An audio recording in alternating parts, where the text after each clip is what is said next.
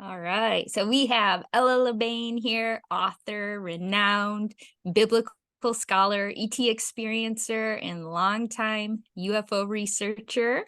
And she'll be talking today about her 6-book series, Who's Who in the Cosmic Zoo. So welcome, Ella. We would love to know a little bit more about what brought you to this path and what initiated all of this beautiful Well, work that you're doing. thank you for having me, Jamie. It's good to be here. Yeah, well, it's just been my life path, trying to figure out this grand mystery that we are all enmeshed in. So, I had a pretty rough childhood, so I was sort of put out there and had a lot of different experiences with different beings. Some were not so good. So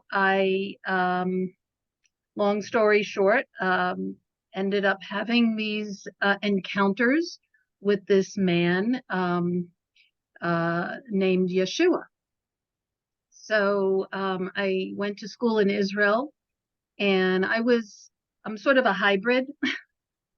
I'm My father was Jewish, my mother was Italian Catholic. So growing up in the 60s, everybody was fighting over which religion, they wanted to raise me in. And I got so fed up, when I was 13 years old, I said, well, when I grow up, I'm going to marry a Protestant, because in my 13-year-old brain, I thought that was the halfway point between being Jewish and Catholic. So I did. So be careful what you wish for.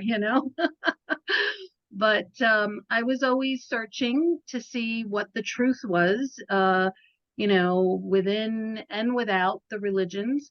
And they sent me to Israel to get an education, and I came back with Yeshua. So I learned that it's not always what you know, but who you know that matters in this life. And still not 100%, clear about what was going on. So it took me years to sort of process and unpack it. And then I just kept having experiences on top of it, and he just kept showing up. So, Jews are not supposed to believe in Jesus. But there he was, and his real name is Yeshua. They didn't call him Jesus until the 1700s, because they didn't have the letter J, and there's no letter J in Hebrew. So anyway, long story short, I had a near death experience in 2010, and he showed up again, and basically took my hand. And I was, from the 90s, I was involved in uh, this research about extraterrestrials, aliens, and angels. I used to teach these classes in Florida called ET's Aliens or Angels, and I had, radio and all that kind of stuff. And then, they didn't want to hear about abductions. I got shut down on the radio, and I got beaten up by these 3 men. And so that sort of set me back a little bit, and made me look at everything again. So fast forward to 2010, I was writing this book on the ETs and the aliens and the angels, and it hadn't been published yet. And then I had this near death experience. And then he said, I want you to rewrite your book with me in it. Because, I wasn't really embracing Christianity, because first of all, I don't agree with some of the stuff that they put out. It's anti-Semitic, and they're sexist and misogynist, and I'm a woman, if you haven't noticed. So, you know, it wasn't really resonating with me, and I was still Yeah. searching, but I couldn't let go of my personal encounters with this being named Yeshua. So that was something I had to figure out and integrate. Like, what does this all mean? So, long story short, after I downloaded, he gave me a lot of stuff. We were I saw my parents, so I thought I must be dead because they've been deceased. My mother died when I was 6, and then my father, I was estranged from him most of my life. And then in 2007, he died, and he never even met my his own flesh and blood granddaughter, my daughter. So I sort of took off for several years to raise her, and I didn't want to be involved with any of this stuff because it's very toxic, and everybody's fighting over this, that, and the other thing. And then, like I said, had this near death experience, which kind of changed everything. So I downloaded, he gave me all this stuff and he said, oh, I want you to rewrite, I'm going to show you and I want to teach you just, because they say this old saying, and it's an old ancient saying, you teach what you need to learn. So I needed to learn discernment. And so that's basically the basis of the book series. So it turned into 6 books. And yeah, he's in all of it, but I mean, I get attacked from both sides. So, the truth is not always the most popular thing. You know what I mean? Yeah. Yeah. Well, we applaud you for your work because we know it's not the easiest path, but perhaps, the most fruitful. And yeah, you're doing the tough work. So did you know then, because I mean, I looked at your books and the research is phenomenal, the magnitude of it. Did you know originally that there would be 6 books, or did it sort of evolve into that series? Yes, it just evolved into 6 books. I set out with one, and the first book, which I just republished, it's a long story, because it was involved with other publishers, and I had a lot of battles over it. That's what led to the near the near death one of the battles. So I just got it back, and I've just republished it under my own imprint. So um but yeah, I expanded it by 20 chapters, and I added all this new information that I been researching about the alien abductions, what's really behind these temporary kidnappings, because when you use the word abduction, it connotes a kidnapping, so Sure. on planet Earth, when people get taken, they get taken and then you don't see them for a long time. But with the abductions, they put you back after a few hours. So, that was it's an area of research that really intrigued me. Like, what is going on there? Besides the alien human hybridization program, and taking pieces of us, sperm from men and eggs, ovum from women, and skin grafting and all this stuff that they do. And of course, the cattle mutilations, and it's just like, what else is going on? So I uncovered some pretty nefarious things.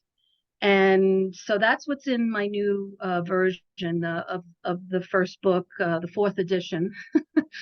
So yeah, Yeah. So do you want to tell us a little bit about what you found with the alien abductions and how that fits into the end times?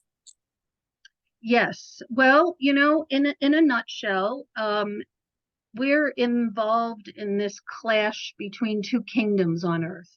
So that became the basis of book 1, which was, who are they? So I was shown this in the 90s about these 2 kingdoms. And, here in America, people don't think in kingdoms anymore because, we won the American Revolution and we broke away from the monarchy. But the planet is kind of rooted in kingdoms. So so I basically categorize them with according to that. And there's been all these galactic battles over us, as our human form, as well as the planet and the space. And planet Earth is a very special place to live, if you haven't noticed, and I'm sure you have. Because you do these shows and everything, so I know that. But I found out that we actually are divided into 11 dimensions of Earth, and the one that we're in right now is the 3rd dimension. And there's a lot going on underground inside the planet. So there were two galactic wars that are evidenced in the Bible, and the first one is basically like Genesis 1:1 picks up where the first flood, after the first flood happened, which coincides with the sinking of the ancient civilizations of Atlantis and Lemuria. And that's all documented in Plato and all of that. So that's where the Bible picks up. And then it starts all over again, where the gods, the Elohim, which is plural for gods with an S, small g, S, um, decided to repopulate the earth and put the Evedemic race on there, which is, the Adam and Eve story. And I found out, the Bible basically deleted, well, when they canonized the Bible, the Church of Rome, they rejected like over 100 different Jewish texts that basically has this story in great detail, okay, about the past. So I incorporate all that because it's very relevant to what's happening right now. And it shows this spiritual battle that's been happening over us. So, why women get blamed for everything, that story of Adam and Eve, because that's only like a brief synopsis of the real story. And there's two whole books in the Jewish text called the first and second book of Adam and Eve, which I highly recommend for people to go look at. If only that was in today's Bible, we'd be in a whole different situation, with the religions and everything. So there's a lot of confusion there, and part of my journey is to try to unpack it and give clarity and discernment for people who are searching. So I'm a retired paralegal. Okay, so I used to do all the attorney dirty work and researching and all that kind of stuff. So I basically took my skill set and applied it to this subject. And that's why the books, they're long and there's 6 of them. The 6th one hasn't been released yet, but in the new year, I plan to release it. But so it all started with that, and they're, fighting over our form, our human form. And my conclusion in book 1 was that, so there was like a misnomer that was going out from the Zachariah Sitchin material. I'm sure you're familiar with him, right? Yes. A So little bit, yeah. I got to meet him, and I got to interview him in 1995 at this one-of-a-kind conference in Washington, D.C. called When Cosmic Cultures Meet. And that's sort of like the year I started waking up to all this stuff, like what was really going on. And then I started following him, and I became one of his students, and I joined his international Bible study group. And he was a brilliant scholar. He authored like 12 books, and so one of the things that came out of his material that people just kind of ran with, and it really wasn't true. And I thought, you know what, I got to straighten this out, okay? And that was the inspiration to write the first book. So, like, people thought that he said that the Anunnaki created humankind. And I prove, okay, that they did not create us, but they certainly did genetically manipulate us.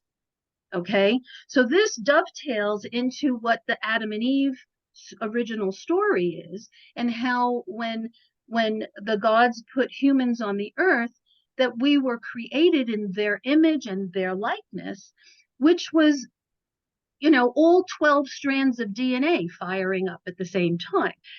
Kind of like today we would look at that as like a Marvel superhero, where you have all these different powers. And that was the point of the battle, okay, is that they did not want these humans on the earth because the galactic war that happened right before, which we call Lucifer's flood, that the Atlantean civilization, was all about, that they went against the laws of creation. Okay, so history repeats itself. And why? Well, it's not all about us not learning its lessons, although that's a piece of it. Some of it is also because how can we learn the lessons of history if they've suppressed it? You know, so this was a suppressed area of history that is very important to who we are, you know, like identity as earth humans. So anyway, they basically were fighting over who got to rule the planet, and the gods decided, the Lord, the creator God decided, okay, we're going to put humans on the planet because we got rid of the ones that were violating the laws of creation in the Atlantean whole thing, okay? And they were mixing and matching all these different species, and they were creating these hybrids, these chimeras, and it angered the creator God that they were going against these laws of creation. So they were flooded. And you know, the Bible talks about the second flood, and the second flood was similar to the first flood, but the second flood, it talks about how the waters came from inside the planet, as well as the rain that came from the atmosphere. Okay, so that like intrigued me, like, whoa, what's going on inside the planet? There's all this stuff inside the planet. There's civilizations, there's caverns, there's an ocean, okay, there's a central sun. So there's like this whole breakaway civilization that escaped inside the planet after these floods happened, the first and the second one. But isn't it interesting that when you know, go along the timeline, you see that, okay, so what happened with the second flood? Well, the same kind of thing, that these beings came, and it's very clear in the Jewish scriptures, like the books of Enoch, they name them, that there were 200 sons of heaven that came down, landed on Mount Hermon, and went after the women. They went Oh, after Earth women, and they raped them, and they created these Nephilim. Okay, and the Nephilim were these giant creatures that were devouring. They were carnivorous. They were awful. Okay, and they were devouring everybody and doing all kinds of stuff. So the creator God said, no, we can't have this, flooded the earth again, right?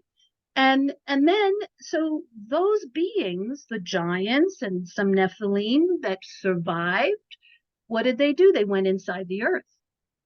So here we are, okay, in 2023, and we are seeing an uptick, okay, in sightings from beings that come out of the earth, these cryptids, as the ufologists call them, these hybrids. I mean, even Sasquatch, you know, Bigfoot, you know, he's part of that grouping. And then we have this alien human hybridization program that has been going on for centuries. We've only just kind of woken up to it, like what we call the UFO era, which kind of began after World War II. But we're seeing now through the recent disclosures that these crashes, that one happened in Italy in 1933. So this is old stuff. And the Greys who do the abductions, they come from inside the earth. I mean, they also live inside the moon, and they're on Mars and other places in this solar system. So you know, the battle is over the human form. So I do these like presentations for science fiction conferences. The truth is stranger than fiction, because all these sci-fi scripts are prophetic in many ways. I mean, you know, some of these producers and directors and screenwriters, where they're getting their information, some of them are being given certain concepts by, you know, insiders, because they're trying to prepare the public for these concepts, because they can't just come out and say it. So I call it soft disclosure. And they insert this stuff into movies so that people can have something to relate to. You know what I mean? Like Star Wars, Star Trek, Marvel, Resident Alien, I Dream of Jeannie. I mean, that was back in the 60s, when the space program was, you know, they were in the space race, and there's all this secret space program stuff in there, and extra dimensional, interdimensional, you know, contact and interaction and agreements and working with these beings. So this is the stuff that's now bubbling up to the surface, literally, no pun intended, and we're in disclosure. and we're going to hear more about this from these whistleblowers that are coming out. Absolutely. And what do you feel will happen to religion once disclosure happens? Well, that's a great question. Yeah. Well, a lot of different things. They're already in a crisis, okay, right now. Um, I did my fourth book, Covenants, was all about that. And I included university clinical study research on that, where this professor actually did all this research on all these religions and basically said, how they were going to deal with an alien reveal, like that there's alien, we're not alone. And all of the religions seem to have it woven into their belief system, except for Christianity. Okay, so they're the ones at the top of the list that are having the hardest time with this, and the reason for it is because of anti-Semitism. So when you go back to the origins of the Church of Rome, they basically had these Jewish Roman wars over Israel, okay, and then decided we're going to take over. So they cherry picked pieces from Judaism and rebranded it, okay, because they were following the Babylonian religion, okay, and they still are. In fact, the end time prophecy talks about mystery Babylon. And they in the Bible speak, when they speak of the church, it's always a woman. Okay, so you're either a virgin or you're a whore.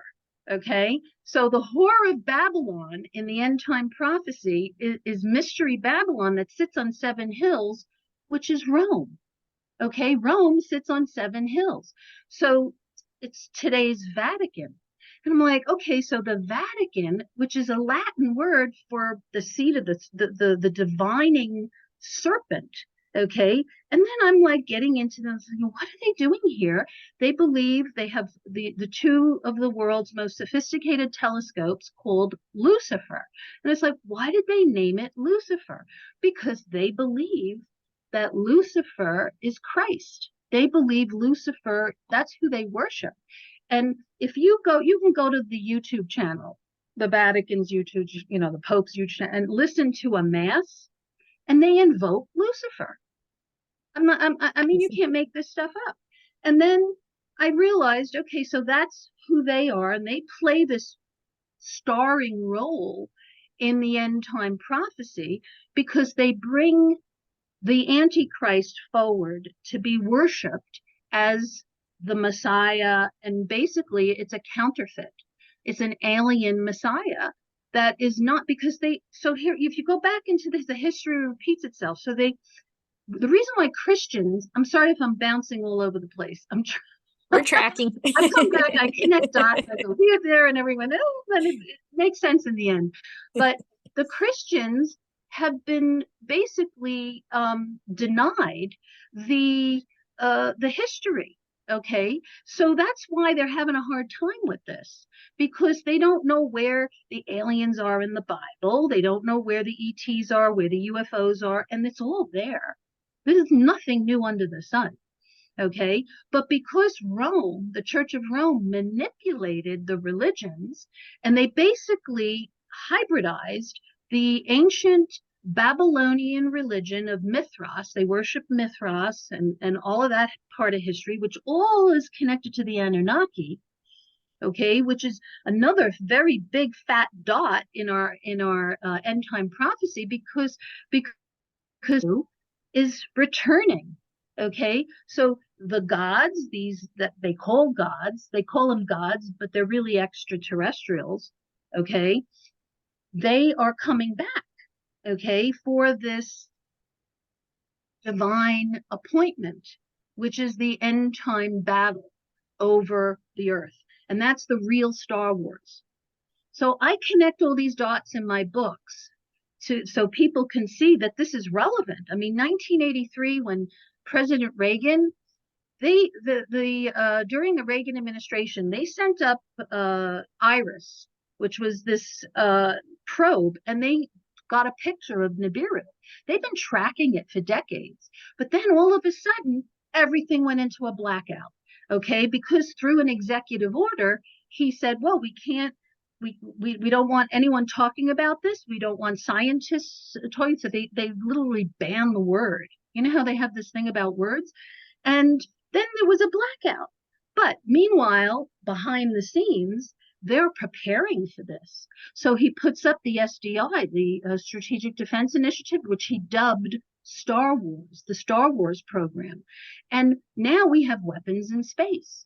Okay. And they may justify it by saying, oh, well, we want to protect ourselves from, another Earth nation like China or Russia. But let's face it, the Americans and the Russians have been working together since World War II. Okay, so the front is that, oh, they're enemies, but really they're in space together. They're working on all kinds of secret stuff in Antarctica, because after World War II, like the victors get the spoils. So what was the spoils of World War II? The alien space tech. And so the Americans and the Russians went to Antarctica, and they've been, developing all kinds of stuff there. So the point is that now we have a Star Wars program because they're getting ready for a real event. And there's all this stuff, I'm sure you've heard it, in the news, and the alien threat. And it's like people don't want to believe that there's a threat. They think it's some kind of manipulation. And people could use fear to manipulate. Don't get me wrong, we've been there many times, but there is a real threat, I have to say. I have to say the truth here, because that's what's been behind the alien abductions, which will come back to that point that you brought up in the beginning, was what's behind that. And the beings inside the earth are not only working on a hybrid race to replace earth humans that is maybe more spacefaring or more easily to manipulate with artificial intelligence and implants, but their whole technology is all about implants. And the reptilians that are inside the earth, they normally do not come to the surface, because people would just freak out. So they send the grays, because the grays, everybody thinks, oh, the cute little Lilliputian grays, with the big eyes. And they made this whole thing with E.T. Remember Steven Spielberg's E.T.? Well, that was actually based on a real documented story, which was EB, extraterrestrial biological entity. And he was given the script, and these were, it was almost like a documentary in a way that just was, done in a entertaining way. And he basically took the being and the black eyes, and he just replaced it with blue human looking eyes. So when you saw the aliens sitting with all the stuffed toys, in the child's room, it looked cute. And this was part of their marketing to try to get people to get used to these aliens. Okay. But it's always the grays. It's never the puppet masters who are behind the grays. Wow. Yeah. It's fascinating. And you cover quite an extensive, I can't even think of a race that you haven't covered throughout your books. Andromedans, Arcturians, Eridanians. What do you feel or do you feel there's a specific race connected to Yeshua? I know you talk about a connection with ETs. That's a great question. So one of the scriptures in the New Testament, in John 10:17, Yeshua says himself, he says, I have to leave, but I'll be back, because I have to leave to bring sheep, and sheep are people. That's biblical vernacular for people, right? I have to bring sheep from another pasture, so that when I come back, we can all be one together under one shepherd. Okay, so I prove in my books that so Christians, oh, that's the Gentiles. No, it's not the Gentiles.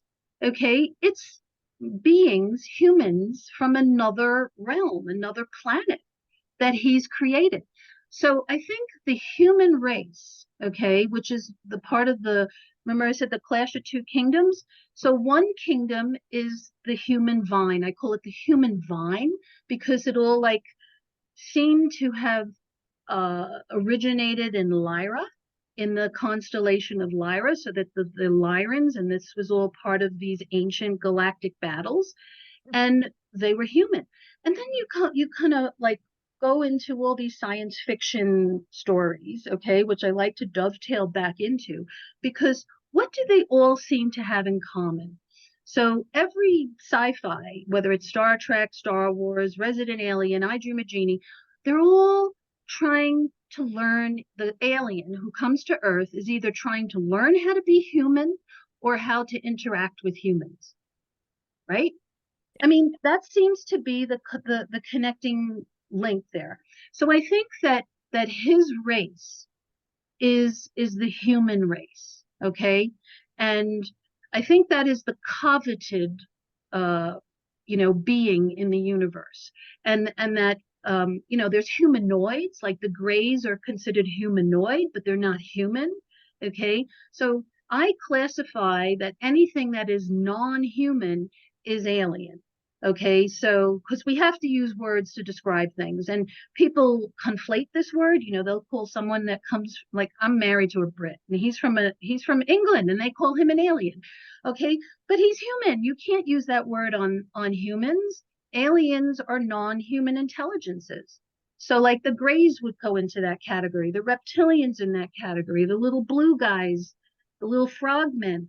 But the human vine, I think the whole universe is filled with humans. That doesn't mean that it's the same as us, though.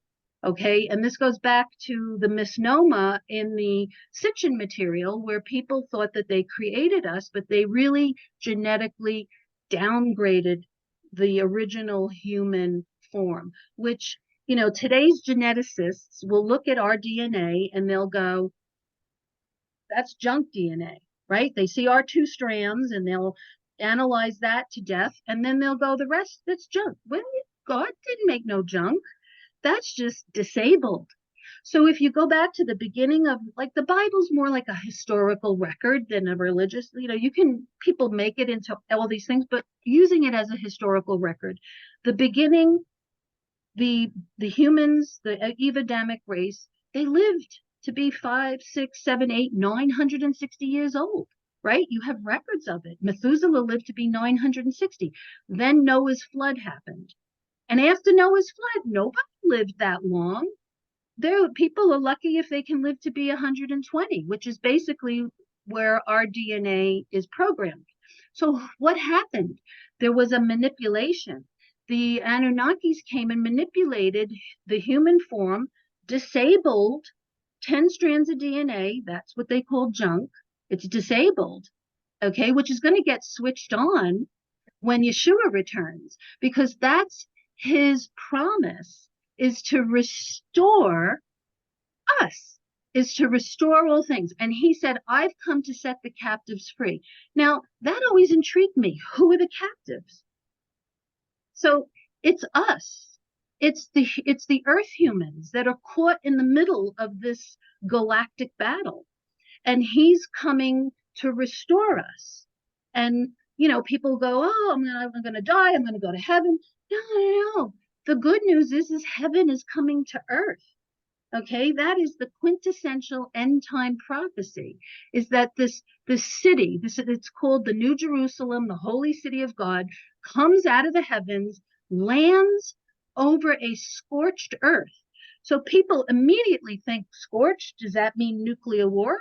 Well, it could, but it could also mean global warming, that the planet just gets so fried from all this stuff, right? Because it's happening, fires all over the place, that a Nibiru is coming to pass the earth, which is that terrible. I connect the dot to the terrible day of the Lord. So the Old Testament prophets all talked about that. The terrible day of the Lord. And in the book of Isaiah, it talks about how the Lord is going to turn the earth upside down. And that's like, wow, that's biblical vernacular for pole shift. And we are already 40 degrees into that. Okay. Our North Magnetic Pole used to be in the Canadian Arctic. It's now in Siberia. Okay. And that's why we're seeing climate change all over the place, because the poles are shifting. And that's why we're seeing like Antarctica melting. I mean, there are areas in Antarctica where, there's green grass and there's all this stuff changing. So we're heading for another pole shift, which has happened before. It's not like, the end of the planet. It may be the end of our world as we know it, but what happens afterwards? And people think death is, oh, we're all going to die. Oh, it's like, well, I've been there, and death is not the worst thing. I just want to tell everybody that it really isn't. Okay. So what is promised is that this New Jerusalem, it's called the Holy City, the City of God, which I say is a mothership. Okay, because the way it's described in the prophecy is that it lands over Jerusalem, the Jerusalem here, which is a space portal, by the way. Sitchin wrote about that from the Sumerian tablets. That's why they're fighting over it. That's why it's like the eye of the storm, because they're fighting over this ancient space portal. And this goes way back to Babylonian times, the Sumerians, the Anunnaki, all that stuff. So it says that Jerusalem gets trampled over by the Gentiles. Everything is scorched. Then out of the heavens comes this, which I call this phantasmagorical mothership. It says it has 12 gates, and each one of the gates is named after the 12 blessed tribes of Israel, which is all of us, by the way. Okay, so when Israel got taken over by the Romans and it created the diaspora where all the tribes went all over the place, well, my fourth book traces them. Okay, where did they end up? Okay, and a lot of them ended up here in America, and I proved that the Cherokee tribe, for instance, okay, they continue to use the name of, they call Great Spirit, okay, the name of Great Spirit, and they're like the only tribe that has been doing this through oral tradition, which is the name of the God of Israel, which is Yahuwah. So how did they know that? Okay, and then so when the tribes all left Israel, they went in all different directions. They went north, they went south, east, west, and they're scattered all over the place. And that is also part of the end time prophecy, is that they all, the Lord brings everybody back together, okay, and makes us whole again and restores humankind. So what happened in the fall, they call it the fall, which is when, in that story in Genesis, when he was doling out all those curses, and the curses are real. Okay, I'm not denying that, but it was mainly a genetic downgrading of humans. And that's where, because the Anunnaki wanted to create a slave race, giving humans just enough intelligence to, figure things out, follow orders, and do stuff, like mine the earth for gold and all the stuff that they had in place. And then they started using religion as control mechanisms to keep the energy, human energy. It became like it's become a human farm. So our energy that we give, like worship energy, or even emotional energy, passion, anything we emote to, they call it loosh. So the Monroe Institute sort of coined that phrase, because you can see, like, there's people who can see stuff. I'm sure you seem like someone who can see energy, and a lot of people see auras and energy and stuff like that. So the reptilians live off of that. So how do they do that? Well, it's Machiavellian. So in my first book, this is what I'm uncovering about the abductions, is that it's a Machiavellian alien agenda to divide. Machiavellian is to divide and conquer. So if they can keep everyone divided over this, that, and the other thing, religion, gender, this, you name it, politics, it doesn't matter. Everyone's emoting. You know, everyone's walking around angry. They're just emotionally disturbed or mentally. There's a lot of mental issues that are connected with this system coming into our space. So it's not just about us. So what they tried to do back in the 90s with Al Gore's Inconvenient Truth was it was a manipulation, okay, by the elite to try to guilt trip humans that it's our fault. Climate change and global warming is all our fault. You know, we have to use curly light bulbs to prevent it. Or, you know, we have to use this, all these different, you know, marketing schemes that they try to put upon us. But I'm here to tell you, we are not in control of this. Okay. This is our sun. Our sun is perturbed. Okay, our sun is going through an unprecedented cycle right now, which, according to the ancients, okay, you know, they call it the solar sneeze. All right, and that's when it's supernovas. Okay, and that's, you know, a big ascension when everybody just turns into light beings. But that's not going to happen just yet. But it is, we're in the process of it. So the warming is not just on Earth. We're seeing data on all the planets in our solar system. So how are we, Earth humans, responsible for that? Okay, we're not. Okay, so this is all part of this Machiavellian agenda to keep everybody, you know, divided, guilt tripped, so that we're a human farm, so they can just siphon off loosh. Okay, and that's one aspect, not the only one, of what's going on. Yeah, and, that brings me to a question about where we are in that process. So you stated it's not going to happen for a while, and we will, as we wake up, go through a collective dark night of the soul for humanity. Kind of feels like we're in that part of it now. So how far along do you think we are in the process based on what you know? Well, those are all great questions. I would say we're very close, but you know, it's like it's all relative. So I like to use this analogy because people can relate to it. So remember in the 60s, the fifth dimension, they sang about the age of Aquarius, the dawning of the age of Aquarius. So we're in that. Okay. So like the prophecies say that all this happens at the end of this age. So what is the age? It's the processional age of Pisces. So that began with the birth of Christ, and they changed the calendars. Oh my God, they changed so many calendars. There's been so many manipulations on the calendars that nobody, so that people can't tell where we're at. And I always go, does anyone really know what time it is? You know, like the Chicago song, because they've manipulated the timeline. But we are way ahead of where the people out there who are predicting the warming said we would be at this point. We're ahead of it.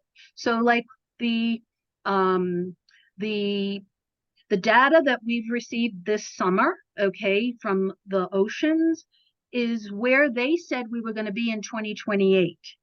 But here we are in 2023. So things are accelerating. We are definitely close. But there's still a chapter, okay, that hasn't been completed yet, and that's the alien reveal. Okay, so there's going to be this, and I have this in my first book because I came across this letter recently, okay, which was just like synchronicity that was recently declassified, and it was a letter between Robert Oppenheimer and Albert Einstein, and it was written to President Roosevelt, okay, after the war. And they were talking to him about making policies in the United Nations for extraterrestrials. Okay. I mean, you can't make this stuff up.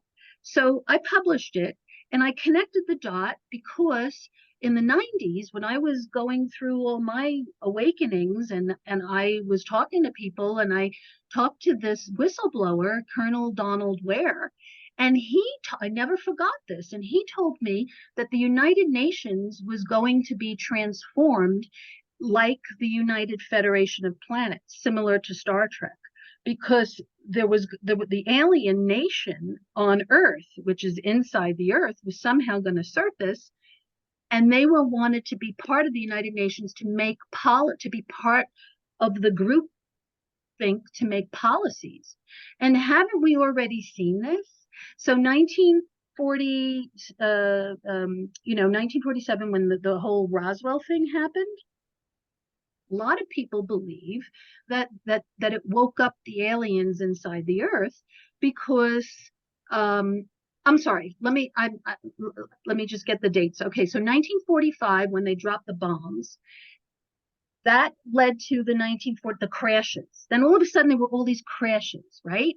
1947 Roswell, but there's more than Roswell. There's the Socorro. There's all these crashes, which is what the whistleblower David Grush was talking about last month, and how there's been multiple crash retrievals. So why? What the aliens can't figure out what to do, because what happened when they dropped the bombs is that they moved the Earth. Just like when there's like a really big earthquake, like a 9, we had a 9 in Chile, remember, like 2004, and it literally moved the Earth off the axis and cut the time by like 30 seconds of the day. I mean, this is real, like, geomagnetic stuff. So this is what's happening. And so the aliens think, okay, well, we have the bomb, and why are they showing up at all these nuclear power plants? I mean, this is part of ufology. You can read about all this. They show up, they shut things down, they do all kinds of weird stuff, and then they leave because they don't want us. They don't feel like we should have this type of weapon. Okay, so that started the UFO era. So this dovetails back into why they end up somehow chiming in to the United Nations, because because they live here too. And they don't want us destroying the planet. It's that pretty much that simple. Right. They don't want us to blow us up, blow up the planet Yes. or ourselves. Yeah. Because I'm sure they felt that, isn't it interesting that this summer that movie Oppenheimer came out, which is a really good film. I recommend people see it, for historical, because it's like history cycles back. It's like, and now we're looking at weapons in space. Okay, so Yeah, absolutely. It's very synchronistic with the time. yes, definitely. So we're going to go just to see if anyone that's here has any questions. But Ella, before we do that, anything that you want to share about your book that's coming up, book 6? Oh, well, so I'm doing this healing book. My next book is called Finding Freedom When Horses Don't Fly. Okay, because the Bible says that there's going to be horses flying out of the heavens, and I'm saying, well, those aren't real flesh and blood horses; those are spaceships. Okay, so that's where the title comes from, and it's about breaking generational curses and healing trauma. So it's a healing book. It's not, and I just include a lot of different prayers, and also all about the alien implants. So I have, all these different implants. There's like a whole chapter of them that I was shown back from the 90s, and then it just sort of dovetailed in, and how when I went through my healing, like a lot of that stuff. And here's where and I tell the ufologists this, because they get kind of stuck on the physical, like pulling them out of the physical body, but they're in the etheric body. Yeah. Okay, the 7 layers, and that's where they have to be removed. Okay, so even if people have physical implants, like, and I include a story where someone got it taken out by Dr. Lear, and then it came back, because they didn't break the contracts and the agreements with it. So this is all like spiritual legal ground type stuff that you do to get clearing. So that's my next book. And then book 6, I'm saving that for next year. So that completes the series, and it's basically the End Times Guide to the Mazarote. So this was the original star language, of the constellations and the stars, and the message in the stars, which is basically about salvation. Fascinating. Well, I can't wait to check that out. And I'm sure that goes the same for others. Thank you. Yeah. So we'll just go around, just take a moment. We have a few minutes here. Does anyone have any questions?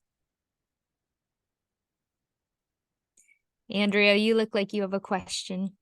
I mean, it's just a lot to process and or just like receive. Thank you for being here. I Thank you. guess the one that's coming up is just like, are all of the books like you need to read each one to like get to the next one? Like I know that you said the 6 books coming out in next year, but just start with book one and then like go through each one, or is there like an order that needs to stay to like flow with all of the ideas, or are they like all separate topics?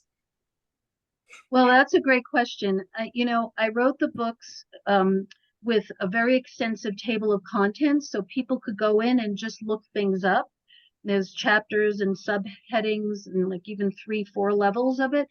So instead of an index, and I want to let people just let spirit move them to where they're at to look things up. Everything is nonfiction, so you don't need to read it in order. It's Okay. not like a long story, but it is all parts of the same. It's like like connecting dots. So you can start with book one. I just republished it. It was, this never happened to me before, so I need to say this. It was #1 release last week in cosmology on Amazon. So Nice. that's, Congratulations. Congrats. Yeah. thank you. And it's now under my imprint. I've had a lot of battles over that book, but that's the book about the aliens. It has the A to Z and also we've been talking about. But I mean, if people are interested in the angels, the book 3, you're not out of order. It's just, I just kind of separated it to do the ETs in book 1, the gods in book 2, and the angels in book 3. But you can read it any way you want. Okay. You're not going to miss anything. I guess like what I'm hearing is like our role is to just work on the healing within ourselves. I mean, which is a common topic, but like is it like as we're waking up to like healing ourselves and tapping into spirit, that's like triggering the reptilians or like the other aliens that are not like excited about humans like accessing the powers that we have within us? Like it's is that what like I'm interpreting right? Like it's like they're the friction against them is like we're actually like starting to wake up all of the senses, or is that just we're getting more access to them because of the light energy from the sun, or all of the above? I don't know. I would say probably, it's a mixed bag for sure. But I think that there are battles that are over us that are bigger than ourselves. Okay, we need intervention. We need help. Okay, we need a Messiah. We need Yeshua because he has power to undo what they've done to us, and that's evidenced by my own life. Okay, because he gave me life back and healing, and I was a mess and I was sick and I had all kinds of problems from the aliens. Okay, so part of the implant, get it, I was abducted since I was 2, so part of the implants was like, I had something up my right nostril, and after the near death experience and after I went through kind of going back to Yeshua, because I left, because the church kind of turned me off. I'm not going to lie. Okay. So you can't throw the baby out with the bathwater. No pun intended, but that really where it's at. Baby Jesus, you get that? It's just a joke. But he really is the Messiah. Okay. And he's real and he's alive. Okay. So he's as close as our breath. He's the spirit, the great spirit, the natives call it. or the Holy Spirit from, the Bible. And all we have to do, and he's the creator of our souls. So like, that's why there are worse things than death, because, the soul lives on. You're a soul having a human experience. So when it comes to healing our issues here, like, he needs to be involved in breaking those curses, the spiritual legal ground that allowed this stuff to come in. They're all into these bloodlines. Okay. And I found out that the abduction experiences are connected to our bloodlines. So it's part of like a whole generational thing that goes back to our ancestry, and all that stuff needs to be undone in order to free us. I mean, I had all these allergies and I was allergic, and now I'm not. I was allergic to cats. Now I have 3 cats. I couldn't live without them. Wheat, dairy. Now I eat, all that stuff. I'm much stronger now because I had all this stuff pulled out of me. It was like a deliverance, and deliverance brings healing. So we have to work with him. Okay. And he wants to work. And it's not about religion. And I know religion is such a stumbling block for a lot of people. And I expose this, and I have a big chapter of all the books. I talk about the religious spirit, because in Revelation 3, it's a rebuke. One of the rebukes to the churches was the spirit of religion. And that's the very thing that caused him to die. Like every other spirit was just like, he overcame, and then came the spirit of religion. And that's what brought death upon him. But yet he rose. He's alive. He's alive. I've seen him like 6 times. Well, the near-death experience was one of those 6 times. I've seen him, and I saw him walk out of the Negev desert when I was 18 years old. And what the hell did I know? I didn't know anything. I mean, that's why I'm like, sir, he walked out at 3 o'clock in the afternoon out of the light of the sun. Okay. And basically said, I am the Messiah, follow me, and I was raised Jewish. I was put through Hebrew school and sent to Israel and learned, Hebrew Bibles and all this stuff. And I'm like, what? So this is like the big reveal, and the whole end time battle and the end game and the clash between 2 kingdoms. That's his kingdom. That's why he says, like, okay, like, the kingdom of God is in you. Okay, because he's deposited into us. That's our soul. That's the good stuff that's in us. But he said to pray for the kingdom of heaven to come. So there's 2 different things: the kingdom of God and the kingdom of heaven is coming to earth, and that's his kingdom, the human vine, and all these extraterrestrials. So I used to say to the Christians, they all go like, okay, all aliens are demons. No, they're not all demons. All demons are aliens, but not all aliens are demons, because God created other humans. And the Bible story talks about 1/3 of heaven's angels rebelled. So 2/3 didn't. So I always tell Christians, do the math. The 2/3 that stayed in the kingdom of heaven, that are working, they're people call them angels, ETs. I mean, angel messengers, they're the good ones. And they're coming, to incorporate us into the kingdom of heaven. And when this phantasmagorical mothership comes, that I call it that, but it's basically the New Jerusalem in the book of Revelation 21, you can read about it. It says that there will be no more night. So that means that the sun dies and he becomes the sun. It says he is the sun, S-O-N and S-U-N. S-U-N of righteousness, and then there's no more night, and he's the light of the world, and all the nations of the world, and all the tribes, and all the peoples, and the whole universe. It's like earth becomes raised, like this is the ascension, to be this like grand central station of the galaxy where all these beings come in, and he's the king of the universe. And this is something I always wondered about, like, why did Jews, every prayer that there is to pray for any holiday, any occasion, always starts with the same first sentence? And I'll just say it in English. Blessed are you, O Lord our God, King of the universe. So who is this king? We are in a universe, and this is a kingdom.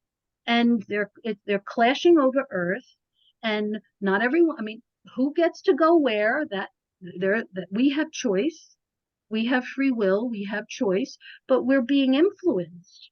The influences to try to get people to go this way, to try to get people to go that way. It's a lot. Like you said, it's a lot to process. I get that. But when you're in your heart of hearts and you're on your own and it's just you and your breath and your spirit and God, when you die, I mean, that's who I saw. Okay. First I saw my parents and then I saw him. So I know that it's real, and there's so many stories. I'm just one of many who have had very similar experiences. So it's hard to deny that reality. So I would say, seek him, talk to him and put him to the test. You know, like if you're real, show me. You can handle it. I mean, I've been making some magic happen pretty quickly in my life, and it's really exciting. So I've been appreciating, yeah, the prayers and the energy of just gratitude. I That's don't know if beautiful. this, I don't know if this is related to, but like after like going through a big like energy shift of just like, I don't know, I feel like when you get sick afterwards, like I don't know if that's like, Yeah. how do I interpret that? Like when you have these like big moments in your life and then somehow like afterwards you tend to get sick. What is that? Or is that anything like related to this? There's a book out there called Illness as a Metaphor. It was from the 90s. I forget the author, but I'm sure you can Google it. But there is a lot to illness, like, and it happens for reasons. But, it's an opportunity. I mean, for many reasons, it's an opportunity to purge. It's an opportunity to, it's humbling. Okay. So we can, seek God where we can't. And sometimes you're too busy, and sometimes people need to get sick just so that they can do that because their lives are so busy that it's like, okay, they'll catch a cold and then they can be in bed for a week and, catch up on some reading and do your prayers and, get renewed. So, I mean, it depends on the illness, of course. I mean, some illnesses are worse than others, obviously, um, you know, but if you're going through something and then it makes you sick, that, it could be a number of things. Like, maybe it's, it could be spiritual attack, you know, um, it could be something that you need to shift, like adjust maybe in your diet or, you Yeah. know, Okay. That makes sense. Thank you. Ella, just curious when you are talking about like your connection with Yeshua and the Messiah, do you equate that with the Christ consciousness at all? well, it's connected, but there is something, it's definitely connected, but there's something lacking in the whole belief system of the Christ consciousness, and that is the sovereignty, the lordship, the kingship.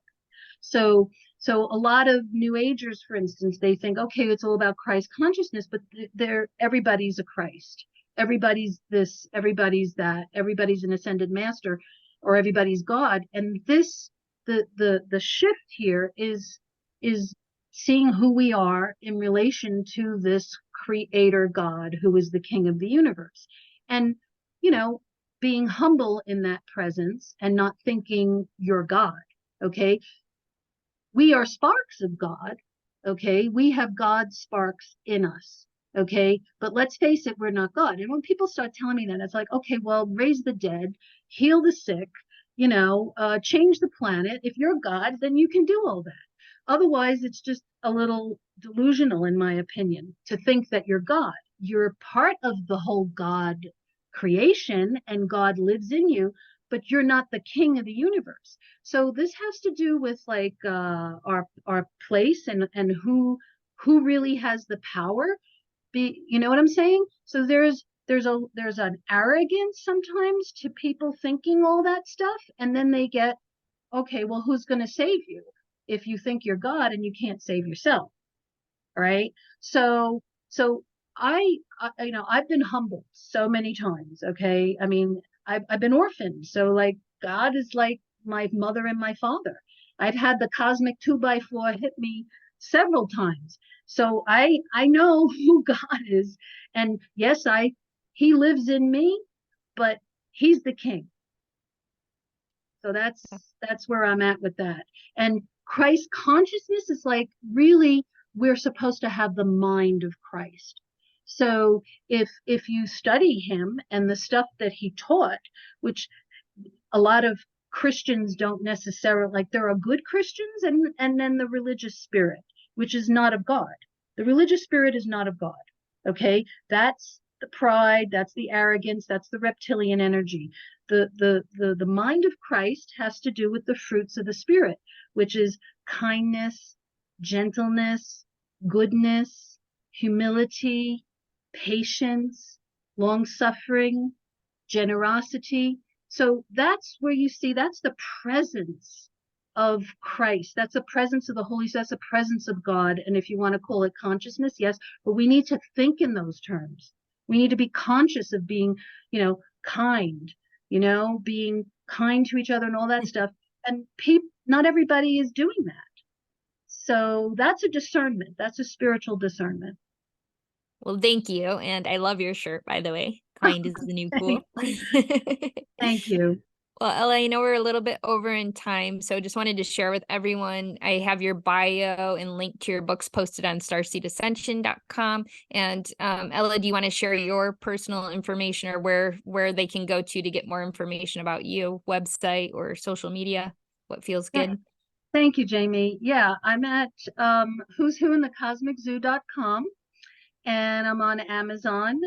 So you can look me up, Ella LeBain, and you'll see my 5 books that are available, Kindle, paperback. And if you have the Amazon audio subscription, you can get it read to you. You know, you just pick a voice. And I'm on Facebook, Ella LeBain, and Who's Who in the Cosmic Zoo. I post a lot of the spaceships around the sun and what's happening around the sun. You can see that on that page. Beautiful, beautiful. Well, thank you so much for your time. I appreciate it. We appreciate you, and it's been Thank wonderful. you. It was really good to connect with you. Thanks for having me. Yeah. Take care.